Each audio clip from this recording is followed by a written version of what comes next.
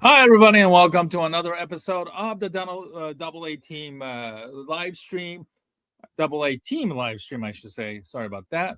I'm your host, Stephen Nagishi, along with my co-host on the right of my screen. It is from Awful Announcing, the associate editor Ken Fang himself. Ken, happy holidays to you. Thanks for joining me once again on this uh, 21st of December, with only about 10 days left in the 2025. Unbelievable, Stephen. Unbelievable how this year has gone so quickly again. Unbelievable about some of the things that have happened this year. Well, maybe we'll review that next week, but certainly happy to see you, happy to be on with you, and certainly hope that your week has gone well. Thank you. Thank you very much. Absolutely. All right. Let's change up a little bit since there's a couple of NFL games still that are going on. We'll get to that in a bit, but we'll start off with the college football from yesterday. Certainly, we'll get to not just for the game itself, but for the validity of some of the teams that are being in the game itself. Miami, Oregon, and Ole Miss all both advance to play. Miami with probably the most impressive win of all. It was a low-scoring game against Texas A&M in College Station with the wind gust.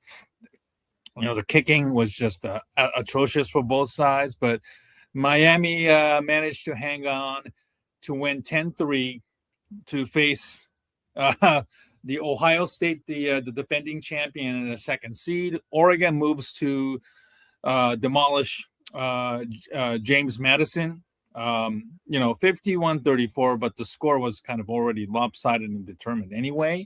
And they will face the Texas Tech now in the next round. Ole Miss demolished Tulane again for the second time this year, because they already faced them back in September, I believe.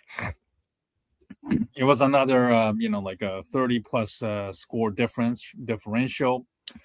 Now Ole Miss faced the Georgia in the, I believe, the Sugar Bowl. Again, the SEC familiarity certainly comes into play as well. Georgia had already beaten Ole Miss to give them their first loss of the year, only loss of the season, by the way. But the question that is on the minds of many people, and is whether JMU and Tulane, the group of five conferences, the schools that earned the rights to get their butt kicked yesterday, and it was pretty somewhat convincingly from the start to finish there, Ken. But Ken, I know this is a kind of a tie into Joel Klatt's comment about how March Madness is a complete joke in the eyes of him, because I don't know why he even, first of all, decided to compare college football to March Madness, and then versus the March Madness, when there's the school numbers versus the determination is somewhat flawed in comparison. Ken, let me ask you this: your thoughts on JMU and Tulane, the group of five schools being included in this, and do you feel like, I don't know, does group of five deserve to be in it, even if the score was as lopsided as it was yesterday, or do you feel like there needs to be some sort of a tweaking moving forward? I think they deserve to be there. You do what you can. You get there. You deserve to be there. Look, if you want to have a Right. college football with playoff with just the Big Ten and the SEC and maybe the ACC, then just do that. But it's really silly. This whole thing that saying, "Oh, well, they don't deserve to be there." No, well, they did what they had to do. Are their schedules as strong as the SEC or the Big Ten or maybe the ACC? No, probably not. Or the Big 12, we should add them. but still, I they'll know what's going to happen. The college football playoff is going to tweak this, so only one of those teams are going to come in. And you know what? That's fine. They do what they want to do. It's not regulated by the NCAA. Um, they're going to expand to 16 teams, and they're probably going to have a certain number amount that's going to be taken from both the Big Ten and the SEC, so to satisfy those two conferences, and then the rest is going to be like for the ACC, the Big 12, and maybe one team from the group of five. I feel bad for them, but you know what? This is just a really silly thing. That the fact is that these big teams, these big conferences want everything to do and want all the big prizes for themselves. Joel Klatt with his dumb comment, and I said that I jokingly said that this is where we say that Joel Klatt probably played football without a helmet, but saying that nobody wants to see Cinderellas in college basketball. That is one of the dumbest things I've ever heard in my life. He just look. Okay, so you want to have Ohio State play Alabama every year. Fine, you can do that. You can regulate your college football, and then maybe you can have a championship for those outside of your main conferences. I think that's where we're headed anyway, Stephen. And I have a feeling that we're probably going to see a situation where those bigger college football conferences have their own playoff, and it's kind of like division. It's like the FCS and the FBS. You're going to have another subdivision for those outside of the college football playoff, and it's too bad this has to happen, and it's too bad that JMU and Tulane had to get wiped out. We didn't see a situation where Boise State and Oklahoma in the 2007 Fiesta Bowl, but it's to the point where we have haves and have-nots, kind of like in baseball, where you have those teams that can spend a lot of more money and can maintain a higher level, whereas the other teams cannot. But you know what? That's where we're going to happen. It's going to get tweaked again next year.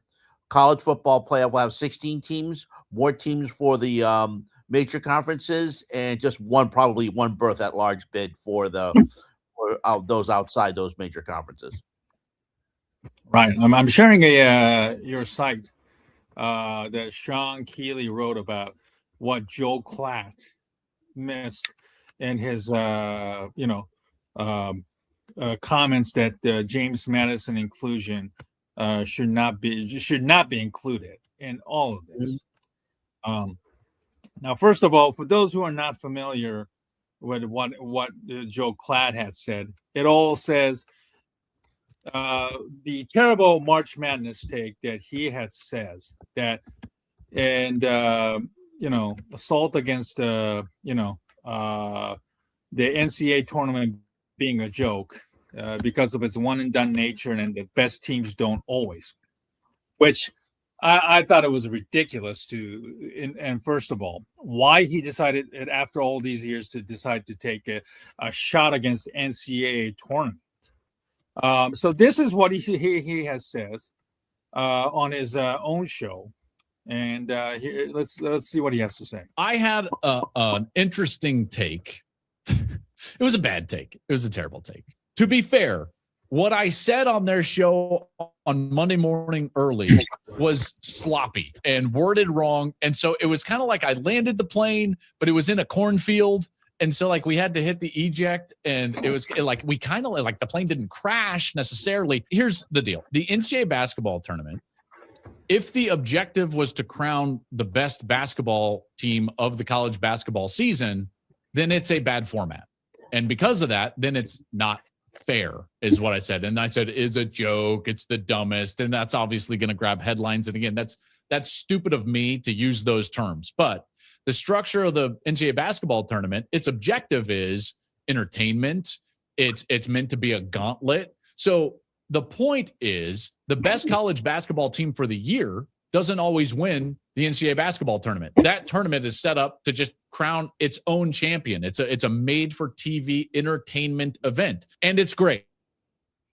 And by the way, I do love the NCAA basketball tournament. But if you're asking I don't know if I buy that shit. me, is it structured properly to crown the best team of the season? Then the answer is no. It's a hot take. It's a bad take. Not everyone's going to share that with me because everyone loves the entertainment value of Cinderellas in the NCAA basketball tournament. But here's the thing. If you're actually honest with yourself, you love the Cinderellas early, but late, you want to see the best teams playing against each other. You want to see incredible regional finals. You want to see Kentucky and Duke with Leitner hitting it at the buzzer.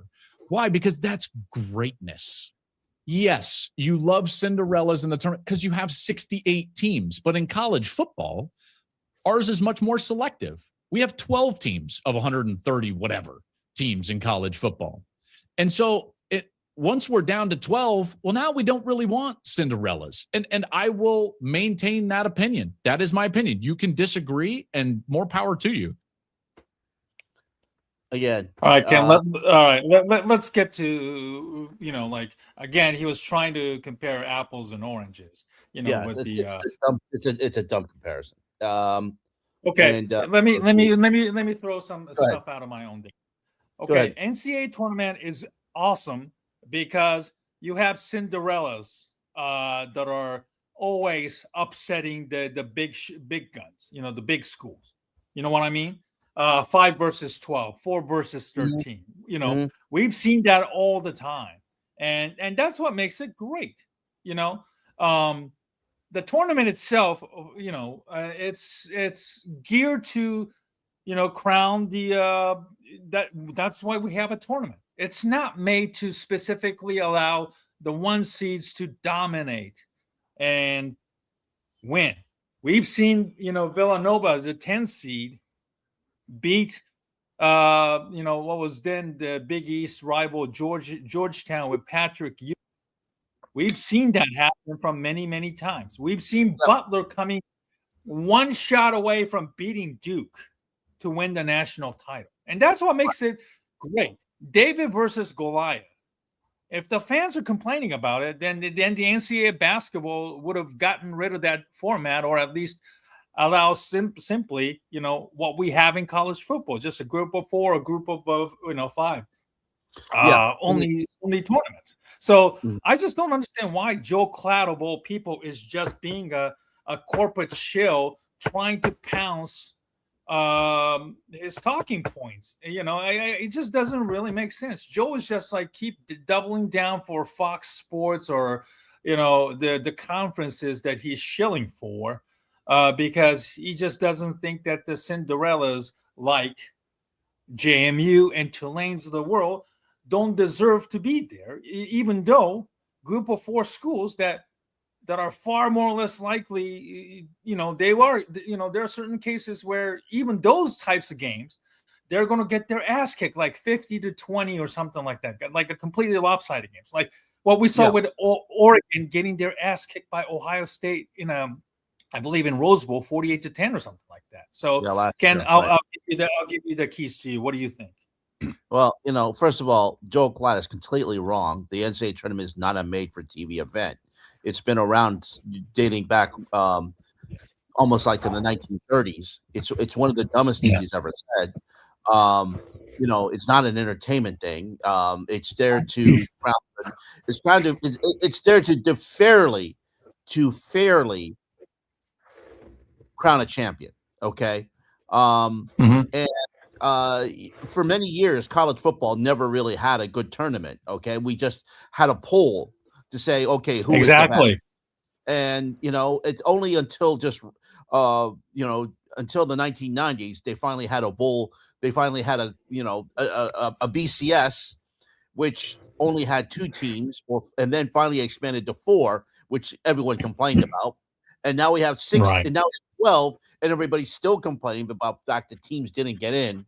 But no one's ever going to be satisfied. We'll get to 16, which is probably ideal, but we'll still get some complaints from both the SEC and the Big Ten for not getting it in, or Notre Dame not getting. Well, Notre Dame is going to get in because they have an agreement for if they're in the top 12, they get in.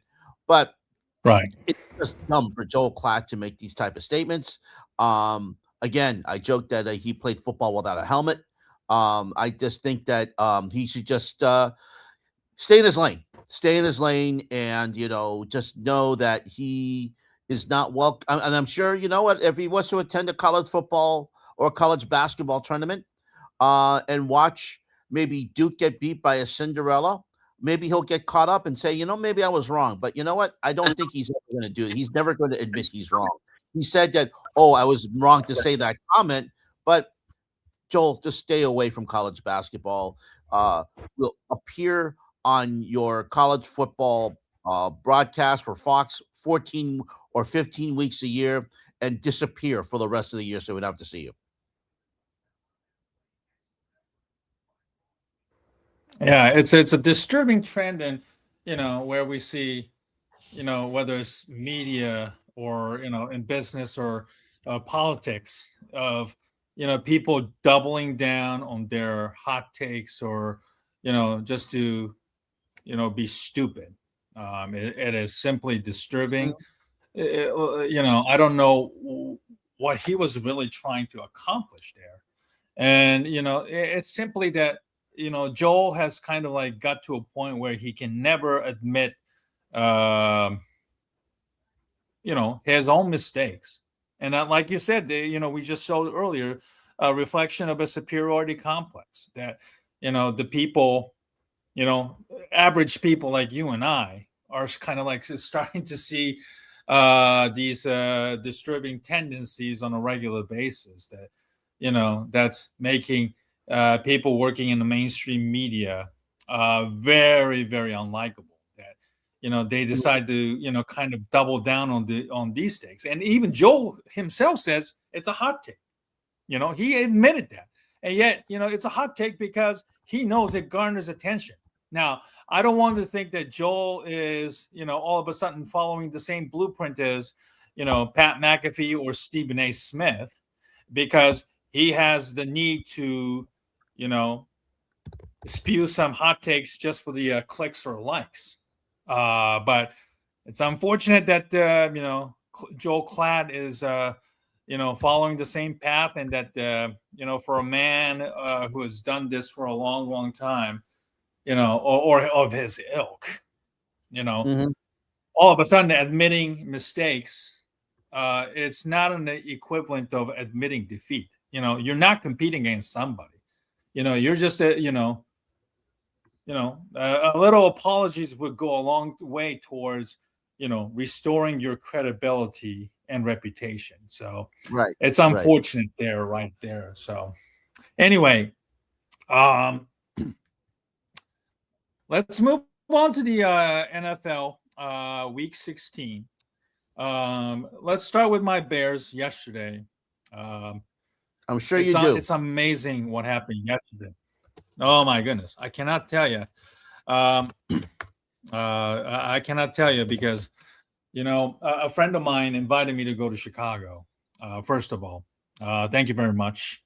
I nearly thought about going there, but unfortunately, a friend of mine came down with COVID, and so yeah. Funny thing is, a year ago, I went to see a friend of mine in the West Coast. That friend unfortunately got sick. I got stuck in DFW because I was flying American, and I was stranded on Christmas Eve for 12 plus hours. And then, a friend got COVID. I got sick too because I guess I was exposed to so many stuff while stuck in the airport for about 12, 13 hours. So it was a trip from hell. But, a friend of mine was kind enough to say, I'm going to have to cancel. I will pay for your, train ticket to Chicago, because I had already ordered it to see the game at a local bar or something like that. And I was thankfully I was able to cancel the overnight bus trip back to Michigan. But anyway, right. I saw the game, and it was just simply an amazing game. The Chicago Bears have always broken my heart.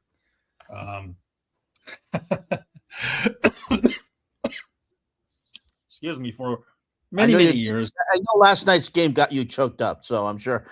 No.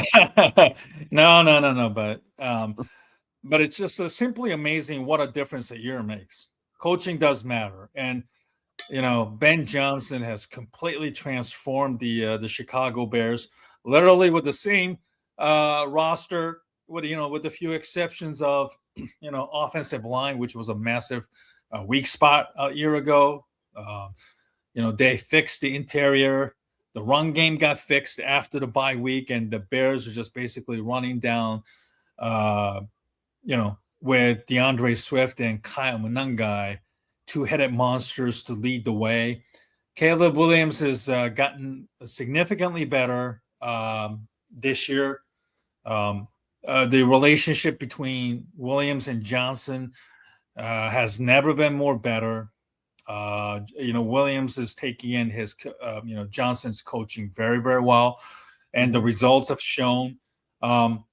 I got to tell you, but for 50 plus minutes yesterday, I know you probably saw the game as well to some degree.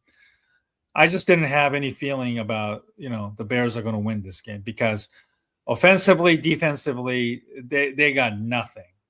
Jordan Love went out with a concussion, which, by the way, I thought that was a weak call because Austin Booker, and Love's hit each other, but Love actually ducked his head and then ended up crashing with Austin Booker's head. Yeah, Austin Booker was not targeting. roughing the passer. That was not a cheap shot like some Packers fans are claiming it to be. It's just unfair because he just Love lowered his head like this to avoid getting hit, and somehow Austin Booker's head was in the same level, and it just ended up hitting each other, and then Love ended up getting a concussion, which, by the way, I would never root for anybody, even somebody from the Packers. I did not root for Micah Parsons, getting his ACL a week ago. Unfortunate incident, by the way. And yet the Bears still struggled to beat the Lions. Was struggling against the Packers because Ben Johnson decided to do that crazy 4th and 1 play near the goal line where tight end Cole Kmet was under center, and then the snap just went over Kyle Monangai's head, and Monangai had to recover. And from that play just completely took the air out of the Bears, and I think it really took them a long, long time to recover, unfortunately, because of that. And I'll do that, Steven. The field goal before the 2-minute warning, there seemed to be no urgency to try to kick that, to leave some time before the 2-minute warning, which would force the Bears to do their onside kick. And we all know onside kicks were only successful this season for 8%. So nobody had any idea, or nobody had at that time at the time at 16-9, even though it's a one-score game, no one had any confidence that the Bears could make a comeback at that time until that for some reason, and whatever happened, the Green Bay Packers, they had their all-hands team ready, and they had a receiver, one of the best receivers right there, but he took his eye off, and then Blackwell made a great recovery of that, and that turned the whole game around. Right, and there was 1:59 left after that field goal, so the Bears were forced to attempt an onside kick already, and they only had one timeout left at that time too. Exactly. So it was just a lucky bounce. I think Romeo Doubs had it in his hands and just couldn't cleanly field the ball, and it just bounced off his hands. And then it was all hell broke loose. Bears got the ball, and then on 4th and 4, Caleb Williams faced cover 0 all blitz, just basically threw it up on the corner of the right end zone. I thought he literally overthrew that ball, but Ja'Day Walker, who was great catch. He's not a big receiver. He's an undrafted free agent out of Texas A&M, had a great preseason, but literally only had less than 10 snaps so far this year. Most of it in special teams, by the way. And he made an incredible catch at the right corner of the end zone, kept both feet in, held onto the ball as he was going out of bounds. I thought for sure that the Bears were going to go for 2, because I I thought thought so, they too. didn't have any. Yeah, they didn't have any confidence in the defense, who was getting gashed by Malik Willis, mostly for his running ability, because the Bears just couldn't stop the run to save their own lives throughout the game. Not just with, of course, Willis, but Roman Wilson and Josh Jacobs were also running amok against the Bears defense, which didn't have a pass rush all night, unfortunately. And 2 weeks before, Johnson said that he would have gone for 2 in a similar Right. situation where Caleb Williams threw that interception that ended up sealing the game for the Packers. So you would thought that Johnson would have gone for 2, but instead went for the extra point to tie the game. It was an interesting decision. It worked out at the end, but still, you thought that Johnson was going to go for it, but it ended up working out. But you have to admit that, I think, Stephen, that your defense stepped up as soon as that got it seems like that onside kick all of a sudden gave Chicago, your Bears, a lot of confidence. The offense clicked. New life, yes. Drive. That defense, especially in that last drive, they sacked Malik Willis just to basically prevent them from doing anything to try to make for a big play to go to overtime. And then once again, they did give up a big play for Green Bay in overtime, and they got the ball. And of course, Chicago decided to defer. They gave Green Bay the ball. It looked like Green Bay was going to score, but your defense stepped up again to prevent a field goal, to prevent them from trying to kick. And Malik Willis on a 3rd and 1 was stopped, and then the 4th down, fourth down. That was a lucky, because they botched the snap. Roman Wilson actually picked up the ball, but he was thankfully short of the 4th down line. The first down line, thankfully, by a couple of inches, thankfully. So the Bears got the ball, and then they did their work. And then Caleb Williams just hurled a beautiful pass that traveled way high up in the air in that windy condition, landing in the basket of DJ Moore, who had a huge second half. Like literally the last 2 minutes, DJ Moore literally was out there making big catches to help set up the touchdown. And the Bears won. I just could not believe, the sheer amount of luck that the Chicago Bears have been involved in this year. They had like 7 comebacks in the last 2 minutes this year. It's just incredible. I've seen this Bears team has like crazy wins. Like 2001, they had a lot of like Mike Brown pick sixes back-to-back weeks. I saw 2006 Arizona game, the Dennis Green infamous, the Bears were who we thought we were, and we let him off that hook. There were some crazy, memorable games where the Chicago Bears have been involved in, but this one actually does kind of feel different because they earned it. They got opportunistic defense to thank for them for their turnovers, to put themselves in a very good position to make a comeback. And you still have to execute in those moments. And Caleb Williams has done that. He still has to improve his completion rates. There's no question about it. But when throws were needed to be made, whenever he needed to get the first down marker, he has stepped up. And again, coaching does matter, and Ben Johnson has made a significant difference on this team. And I just yesterday he literally looked like Matt Nagy for like 50 minutes or so, and then he got bailed out on, and thankfully he admitted that that 4th down botched trickery, kind of he should have never done that, and kind of took the air out of the game. So hopefully he'll learn from that mistake, and now the Bears find themselves at 11-4, squarely number 2 seed right now. And right. and then you have the San Francisco and then Detroit to finish out the next 2 games.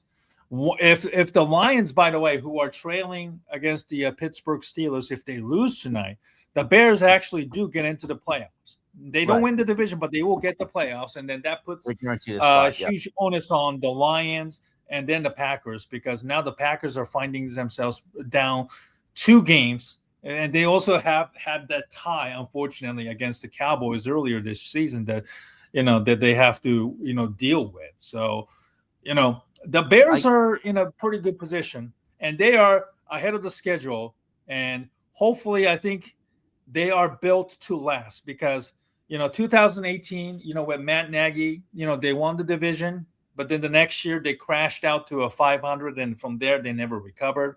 At least with Ben Johnson and Caleb Williams, you have a legitimate coach, and then you have a legitimate quarterback. So I hope that this team is built in the long run, not just this year. This year's great, but I don't want to be greedy about it. You have to kind of like think about, hopefully this is for the long term. What did I say when we went into this stretch, Stephen? And I said it last week. You have to hold serve. That's exactly what they did. You know that Green Bay is going to be a tough out at Lambeau Field. Bears did a great job by at least being in a chance to at least tie or maybe win that game. But of course, the pick at the end really hurt. But they learned a couple things in that game. And yes, they looked absolutely horrible for 58 minutes, as you mentioned. But it was that it's one play that could always turn that game around, and it was the onside kick. The Bears were flying high after that, and I don't think there was any doubt in my mind that they were going to win that game. And I have to say, give credit to Ben Johnson. He said, "Okay, on the winning play, he said, I have the Packers down. Let's go for the jugular. Let's not just wait and try and position ourselves for a field goal. Let's win it now. Win it now." And through that, and he had Caleb Williams throw that fantastic play, fantastic pass to DJ Moore. Now, even if he didn't catch that, now it wasn't called, but there was pass interference on that play. The defender tried to tackle DJ Moore well before the ball was there. It wasn't called. Yeah, that should have been a foul. I know the Bears shot themselves in the foot yesterday so many times.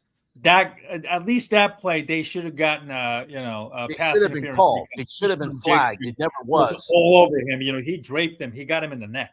Too. Yeah. So it wasn't. It should have been called. It never was. But credit to DJ Moore. He caught the ball, and Soldier Field went absolutely nuts. I think I heard you screaming from Detroit, where I was in my house yesterday. So, I was jumping up and down. Trust me. Yeah. I was jumping up and down when that play happened, because I did not see this. I did not expect the Bears to win, that game, because of the way they play for, like you said, 58 minutes. By the way, that winning touchdown play, they drew up that play 2 days ago before. It was like amazing. They were just like tinkering and like, hey, you want to do this play? They just did one practice, and then it was a successful one. So they just do it up and and like, heck with it. And then that was the actual game winner. So it was amazing. So, thank God, it was amazing. I'll say this about the game itself also. Kevin Burkhardt and Tom Brady's energy made the game really, really exciting to watch. And, what do you think of Tom Brady and Kevin Burkhardt, being together for I believe this is their, what is this, 3rd year now, right? Second season. But I give Kevin Burkhardt his due. He did a great job. He was fantastic. He was up. He was fair. He was fair throughout the game. Whether it was his energy is amazing. His energy is amazing. I know that Tom Brady has improved, but last night, why was he yelling at the American people? Why was he yelling at every play? Was it necessary to yell at us? I mean, it's like when Stephen A. Smith or Pat McAfee point their finger at the American people. Why do you do that? It's not necessary to yell every play. I know that Soldier Field is going to be loud. I understand that. But you don't have to yell at us at every single play. I felt that, and whatever improvement Tom Brady has had over the season was taken away by his constantly yelling and his and I think he has an orgasm every time that there's a big play. Oh, I'm like, Yeah, I can hear it. I can hear it every play. Every yeah, play. I've heard him several times on the Bears game already yeah, this year. Every big play that there is, I've heard yeah, him scream like a fan too. yeah. Yeah, So I get it. I get it. Yeah, I mean, yeah, you want to be professional, but there have been some people who said like his honest emotions and how much he has shown respect towards Caleb and the Bears versus what. Troy mhm, Aikman and the Monday Night Crew, because this week I think um what is it? Joe Buck. Joe Buck said that again he doubled down that Caleb Williams did not show up in the Bears meetings or whatever. right, On the eve of the game, like, why are you saying that now? Come on, right, man. right. What are you Yeah, trying to, stop shitting on the Bears for God's sakes, man. And then that's why I think most Bears fans are kind of like more partial to Brady and Burkhardt, of course, because I think, not they just for the infectious energy, but their honesty in some ways too. Yeah. right.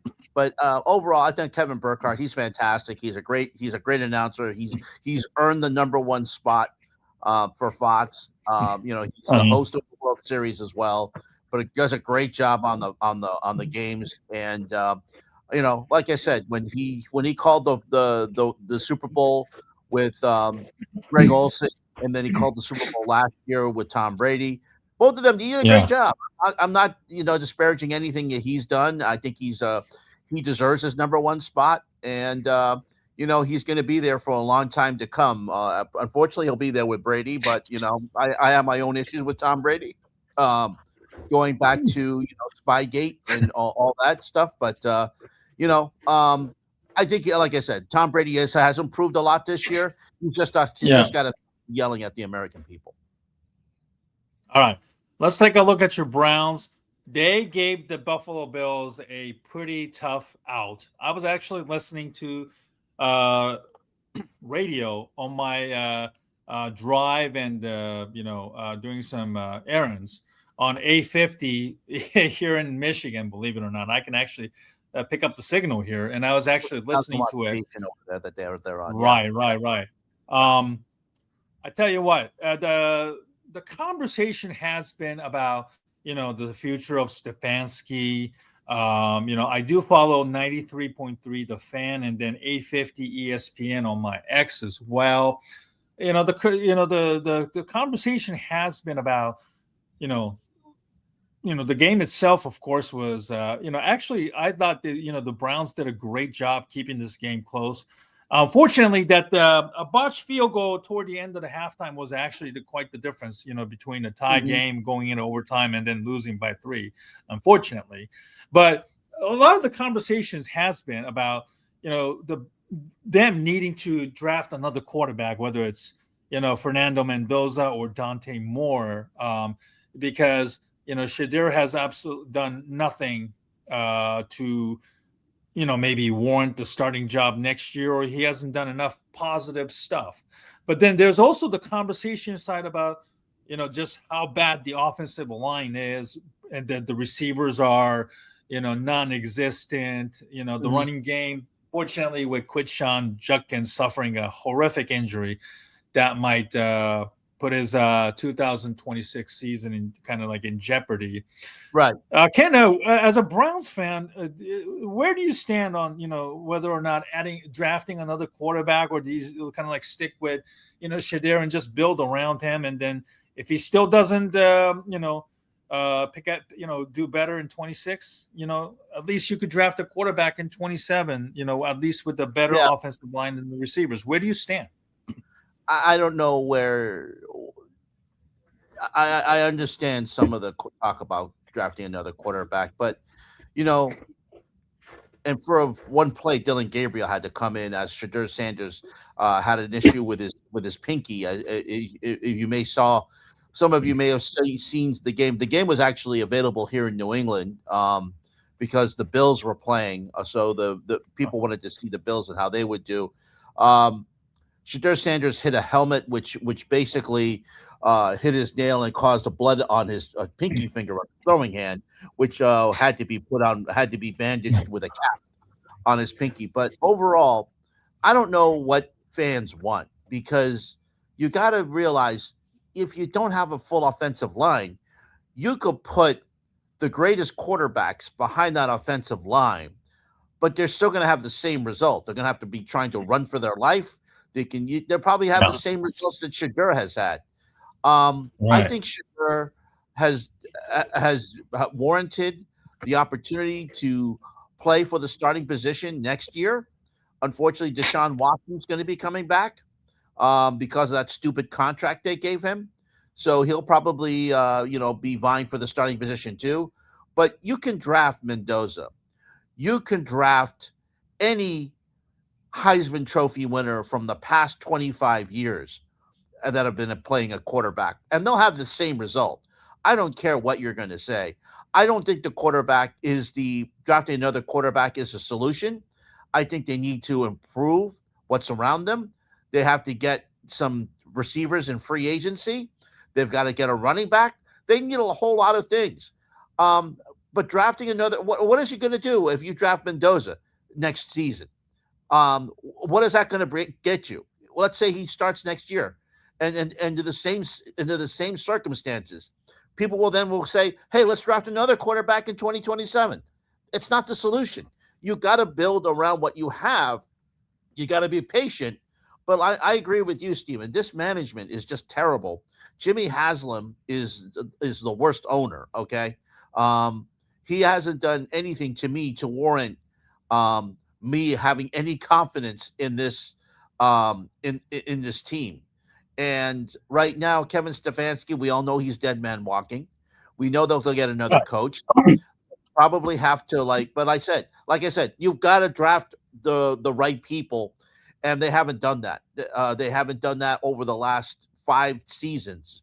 Oh, they haven't been. Although this year's draft class is very encouraging. Yeah, it is encouraging, but they have just not done a good job in building around what they have, and they've got to do that. They have to consecutive draft picks. I get it. Yeah, they've got to do a much better job, and if they can't see the forest from the trees and what they're doing, there's no long range plans. It doesn't seem to me there's a good a 3 to 5 year plan. You know what Chicago has done? They drafted around Caleb Williams. They shored up that offensive line that we talked about. They got a better running attack, and now we see the results. The Browns have to do the same thing, but right now, with under their current ownership, I don't have any confidence that they can do that. But drafting another quarterback simply just because you want to draft a quarterback is not the solution. You got to build around, you got to get a complete team, you got to shore up the weaknesses. And if they don't do that, like I said, you can draft anybody you want for the quarterbacking position. They're just going to have the same problems as they did this year. Do you still feel like Andrew Berry will be back, and then Stefanski is kind of like the scapegoat? Because obviously Berry is the one who drafted that very good draft class this year, and I understand that just one draft class alone isn't going to save anybody's job. As somebody who's been on the as a Bears fan, I've seen the Bears draft a quarterback one year and then ended up firing the coach the next year, and then the vicious cycle of bad decision making. But do you still feel like Andrew Berry is the one that's going to stay and then keep doing the job? Yeah, he's still. I think I have a feel. As much as I don't have much confidence in him, I think he's going to come back. I think he has some pictures on Jimmy Haslam, so Haslam is going to be forced to bring him back. So, but Devin Stefanski's not coming back, and Berry will bring in somebody else. But I want to give him another opportunity to at least draft another class to see how he does, and I want to see how he's going to try and try to do a much better, try to shore up what he has, because I want to see that. But give him one more chance, give him one more draft class, give him an opportunity to hire a coach that can actually do the Haslam's bidding and actually do something. Because Stefanski hasn't, aside from 1 year when they went to the playoffs and they won with him in home because he had COVID, he hasn't really been he hasn't really gotten the job done to me. And it's Jimmy Haslam who has made moves around him. He's been forced to try to defend them, and they just haven't worked. So let's see how they do, Steven. Like I said, let Barry do one more draft class, see how they shore up things. You don't have to draft a quarterback; that's not necessary. But again, I'm not. Jimmy Haslam does what he wants to do. He'll sit there and he'll probably try to draft another quarterback somewhere down the line because he's just an idiot. And then looking at the other games this week, today, the Chiefs lost to the Titans. I mean, it is just a shocking loss. Gardner Minshew suffered an ACL injury. Another one. Yeah, Patrick Mahomes last week, and now this. Now they don't have any, literally, they don't have any quarterbacks available yet. And here's a quick update. They're just falling apart right now. Jacksonville has won over Denver in Denver. Yes. And believe it or not, Jacksonville is in play for the number 1 seed. And I've said how much I do not like Trevor Lawrence at quarterback. However, in this 5-game winning streak, he has played within himself.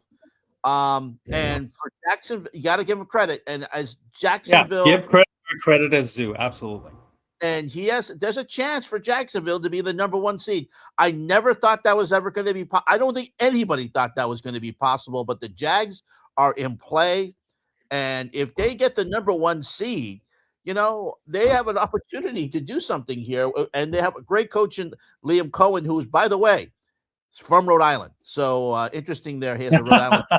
So he has a good chance to be the coach of the year along with Ben Johnson. Along with Ben Johnson and of course Mike Vrabel. Those two are all of those are in play. But I got to tell you, Steven, I don't think any one of us could have thought that Jacksonville would be in play for the AFC number 1 seed and get that bye, because I'm sure that Jacksonville, the fans in Duval, I don't even think they saw this coming.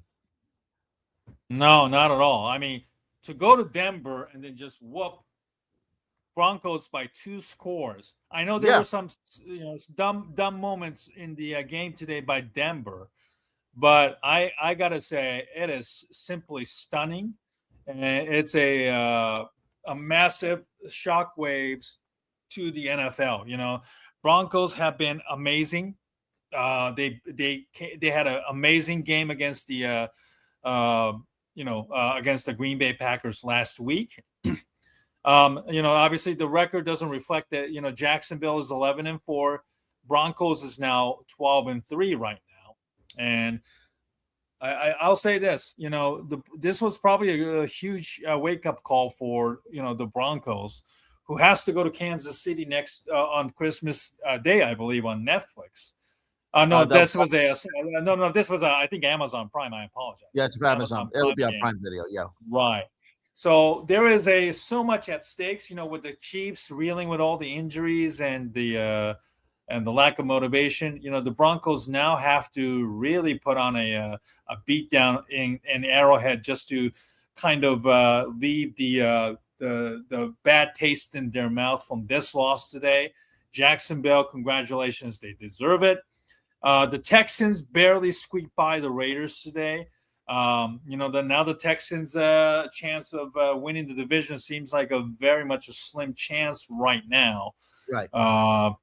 Right, because they have to go to Los Angeles to play the Chargers, who beat the Cowboys in double score.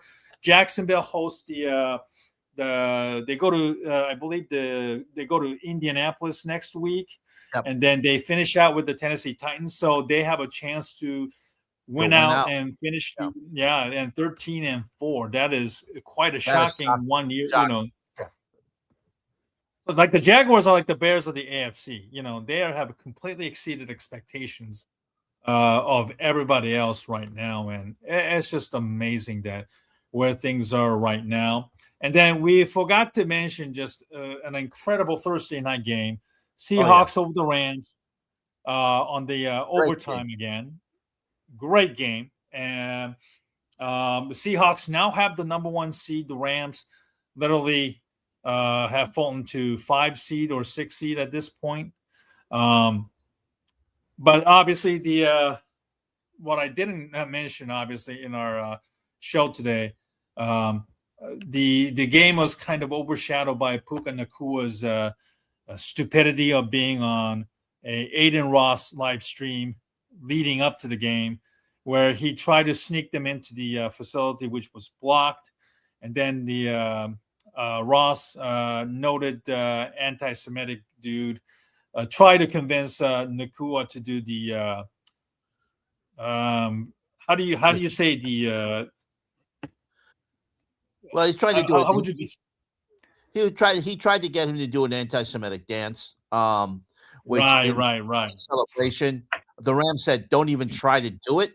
And some people thought that the NFL will try to cancel Nakua. That's not the case. But I would probably expect some type of fine. I think he already got fined because during that live stream he was highly critical of the referees there, and which. Yeah. By the way, after the game, he actually tweeted about the refs being, impacting the game. Some guys, unfortunately, as we were talking about Joe Klatt earlier, some guys just does not, unfortunately, admit that they're wrong and wrongful. Right. They just keep doubling down, unfortunately. And in this case, Nakua himself, I think, to be honest with you, Ken, I thought he should have been fined a lot more, not just for the. For criticizing the referees, but for the getting himself involved with the anti-Semitic dude like Aiden Ross, for God's sakes. Yeah, it's really stupid. But you know what? I don't know. They asked the coach. I forgot his name. I don't know why I'm forgetting his name. Sean McVay. Sean McVay. Yeah. So they asked him right after the game about the tweet that he made, that Nakua made. He said, "I haven't seen it. I don't know what but we'll address it later on and in the locker room." I don't know what McDermott's going to do with him. You can't cut him because Nakua is just too good of a player. But hopefully I don't know if he's going to learn. He doesn't seem to be the type of player that's going to learn from this type of situation.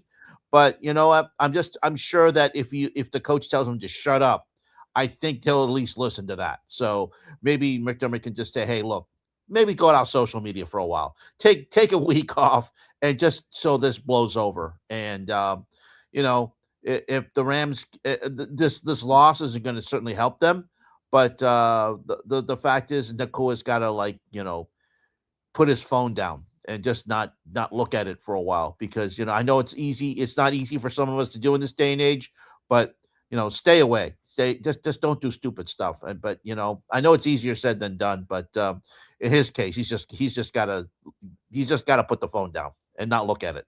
Just keep it away, or someone. This loss, unfortunately. I apologize, Ken. Sorry, I'll let you finish there. Sorry about that.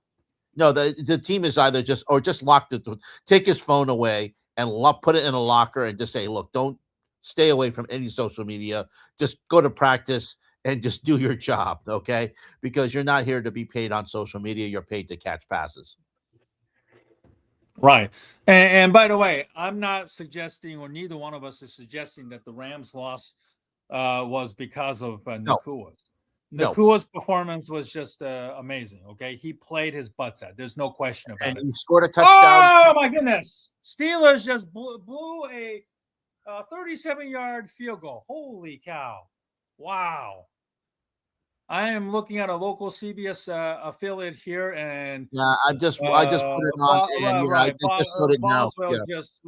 Just Boswell. Holy cow, he missed it. It hit the one of the poles on the right side, upright, and just missed it. Oh my goodness. Well, goodness. Now Detroit has a chance to come back and get a winning score here now. So, exactly. They can, because it's 6 point. What is it? The 29-24.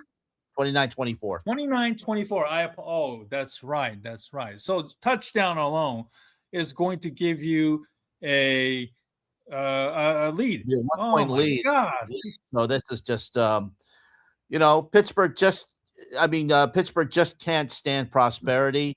Mike Tomlin just can't believe what he saw. But yeah, my CBS affiliate is like very, very far behind any other feed. So Oh, yeah, I see. My apologies there. but Again, that's back okay. to the I mean, Nakua thing. Yeah. No question. But back to the Nakua thing. It's just that the loss just completely, just add, what Nakua did, I should say, going on a live stream, whether he knew anything about it or not. Just kind of add insult to an injury because obviously the loss puts the Rams out of a top seed. Now they're basically 5 seed right now on a wild card in a ever competitive NFC West. So right. then for Sean McVay to having to answer questions about Nakua after the game, you could definitely see, excuse me, Sean McVay seething.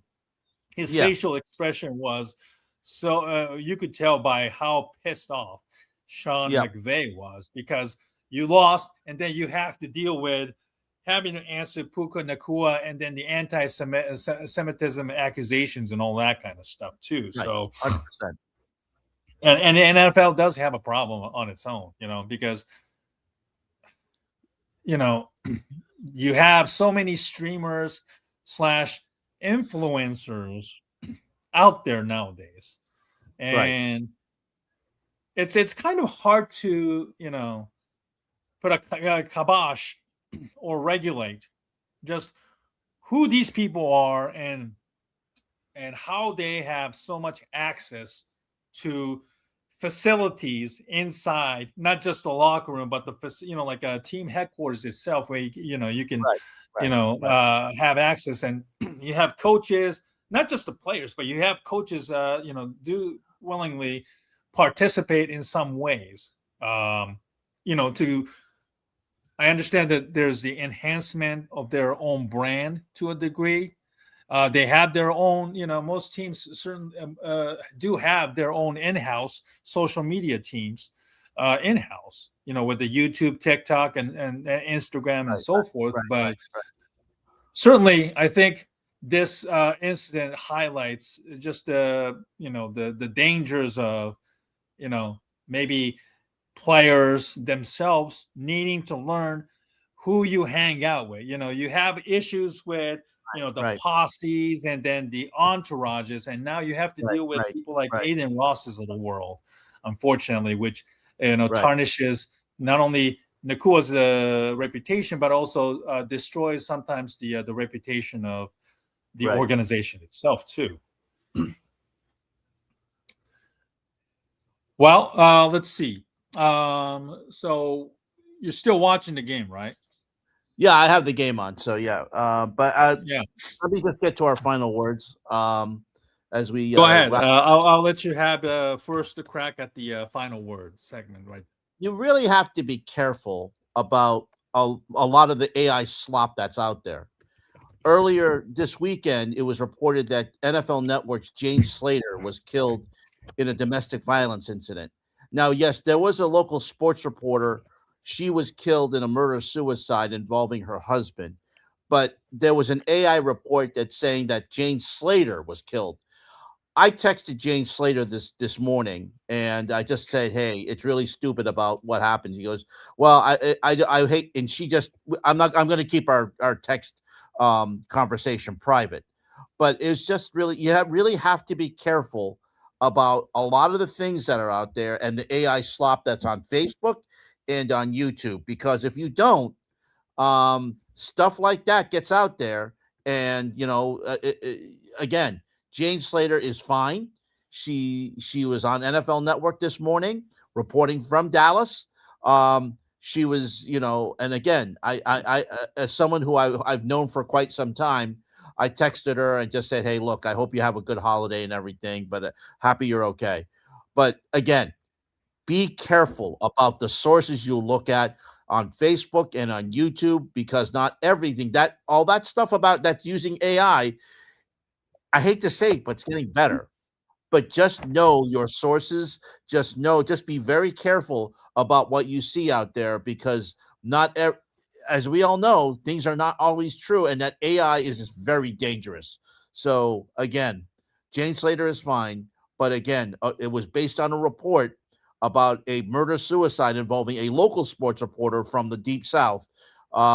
Again, I saw that. Unfortunately, and unfortunately, that was true about the local sports reporter, but not true about Jane Slater. She was not involved in a domestic violence situation. She's very much alive. But again, be careful about what you see about AI. I wanted to mention that today, Stephen. I truly feel that Meta or Facebook, Meta, of course, is the parent company. I do believe that they should be sued for a bunch of these fake stories that you see so much about these days.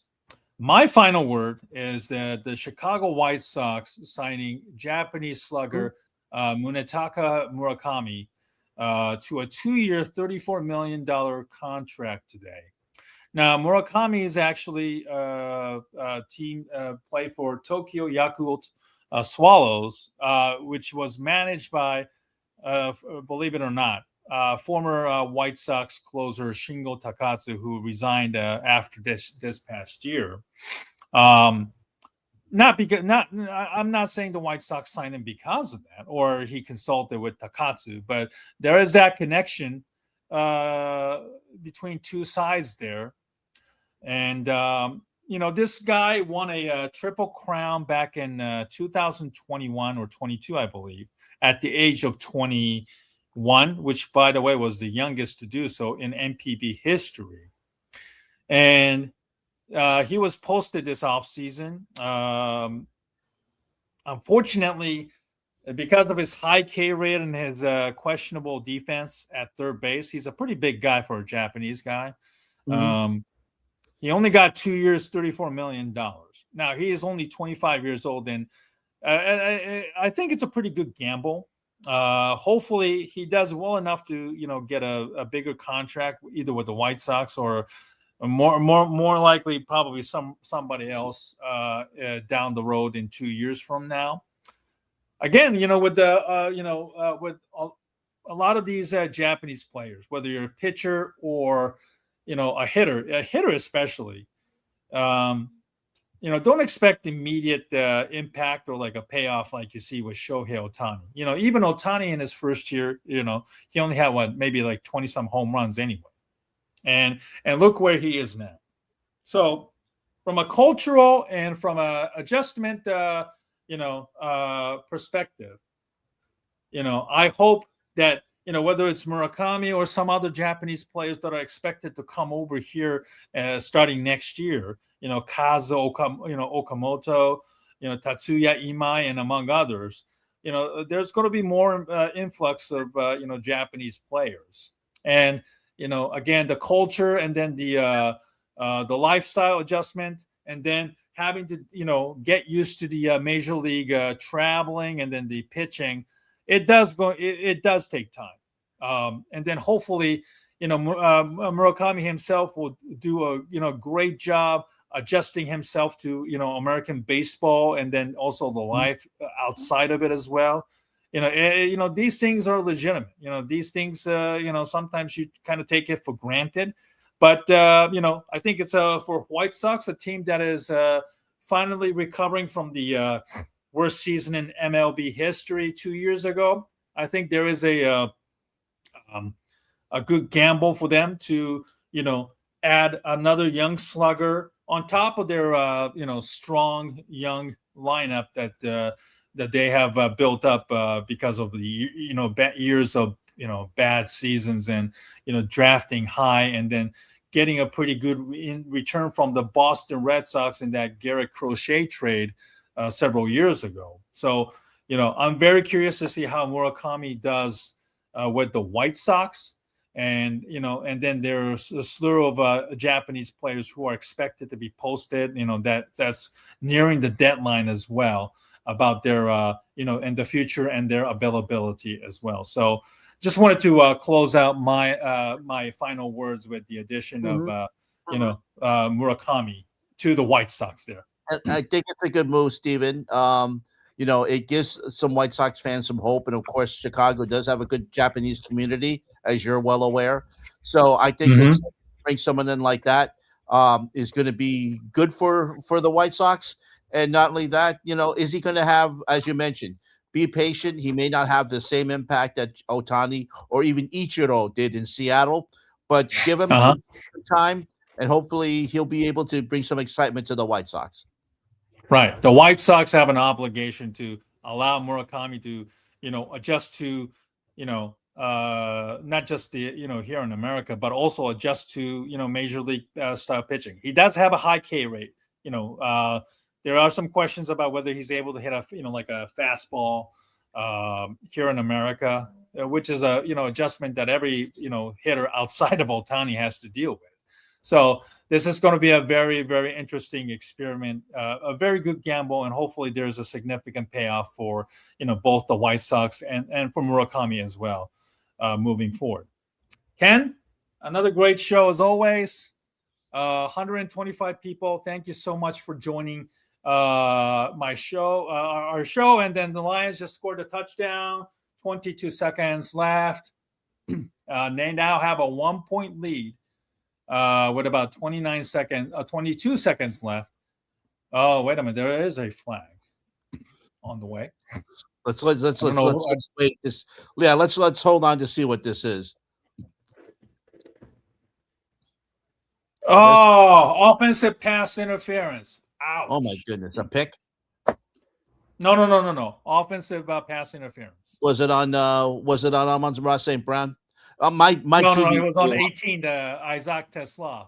Okay, so that's a 10-yard penalty. So that's going to hurt the Lions, but actually gives them a little bit more room. Really bad penalty. The Detroit's just not the same team as they were last season, Steven, as we have seen. This is a team that has a lot of bad penalties. Of course, losing your two main coordinators, and Aaron Glenn and Ben Johnson, have really hurt this season. But you can see the little illegal pick that they showed there. So they have another first and goal, but they're going to be, I think it's going to be on the 14-yard line, if I'm not mistaken. They're on the 11-yard line. So we'll see. Right, and then there's a false start penalty now. Luckily they're back up to about 16. They're down to about 16-yard line right now. Yeah, so there's no 10-second runoff because the clock was not running. So we'll stay on the air to see what happens here, to see what exactly happens here. You're a little bit ahead than me, because right now I'm seeing that the Lions are in a huddle. So if you're seeing it ahead of me, because thankfully I think you're not on YouTube TV. You're probably having the live local feed. CBS, local CBS feed right now. Yes, this is a huge. Yeah, now I think the Lions just took a timeout here. Oh, they had a player feign injury. He pretended to collapse to get a timeout. That's right. Too funny. So right now, 13 seconds left to go. Steelers, they just showed a stat, are 103-0-1 when leading by 12 points or more in the fourth quarter. They had a couple opportunities here to put this game away. Chris Boswell, as we mentioned, missed a field goal. So here we go. Second and goal coming up. Steven, Detroit down 29-4. Right.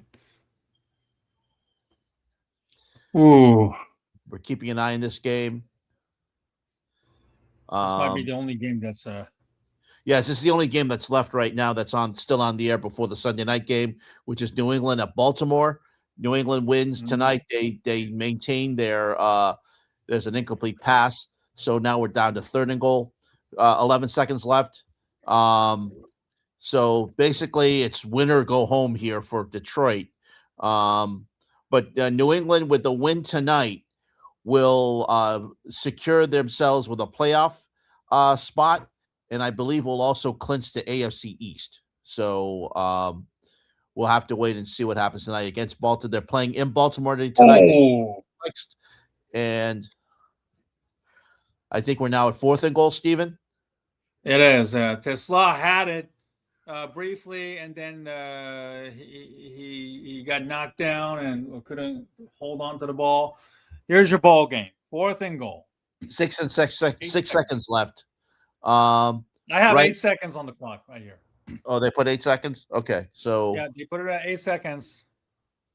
yeah. He had Oh, wait a minute. There's a flag. the game cannot end on a defensive penalty. Wait, hold on a second. Let's see what happens there. There is a flag.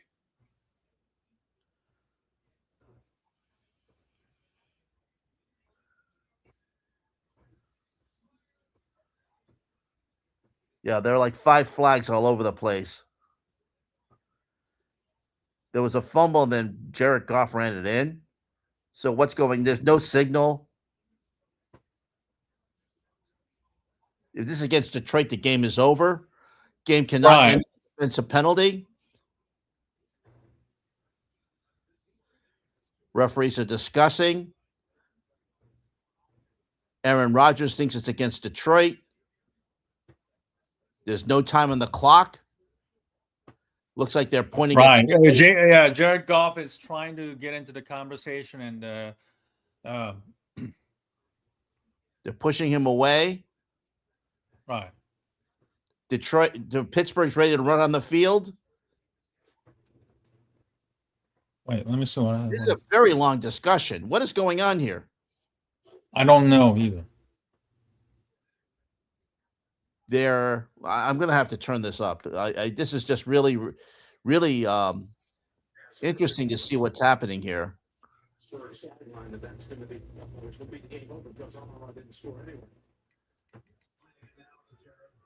It looks like this is against Detroit because they're talking to Jared Goff. Fans are booing. There's been still no decision made. Looks like Pittsburgh is ready to walk off the field here. Why is this taking so long, Steven? I have no idea. This looks like it's going to impact the game no matter what. Here it comes. Touchdown. What? They're calling a touchdown? Are they saying it's kind of like the 2-point conversion, again when Seattle had the ball lateral? No touchdown. They call a touchdown? No, there's no touchdown. What is this? Pass interference against Detroit? Again? Wow. Wow, the Bears are in the playoffs now. Bears are in the playoffs. San Francisco's in the playoffs. Now. Why? I need an explanation on this one. Was it okay? So here's St. Brown. OPI on St. Brown. Yeah, okay. Okay, so he ran into Jalen Ramsey and tried to set him up for a score in the end zone. Right. And then St. Brown got stopped by 5 and 24, and then he just lateraled it back while he was being held up, and then Goff went in for a touchdown.